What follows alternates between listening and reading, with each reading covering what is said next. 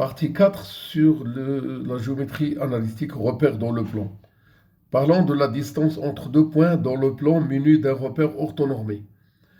On choisit que A a pour couple de coordonnées x, a, y, a et que B a pour couple de coordonnées x, b, y, b.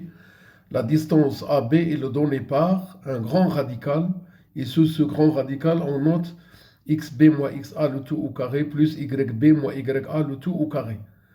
Si M est un point de coordonnées xm, ym, la distance OM elle est égale à la racine carrée de xm au carré plus ym au carré.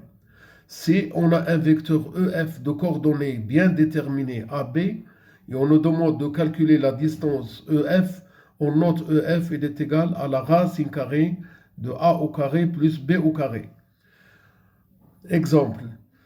On choisit que A pour couple de coordonnées 6, 3, le B pour couple de coordonnées moins 2, moins 3, et que le M a pour couple de coordonnées 20, moins 15, et que le vecteur EF il a pour coordonnées moins 4, moins 2. Calculons tout d'abord la distance AB. Eh bien, le AB il est égal à un grand radical, le xb moins xa le tout au carré plus yb moins ya le tout au carré. Attention lorsqu'on remplace par les coordonnées, et on arrive à voir que le AB il est égal à la racine carrée de 100, c'est-à-dire AB est égal à 10.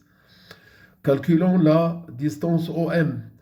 On a M a pour couple de coordonnées 20 moins 15.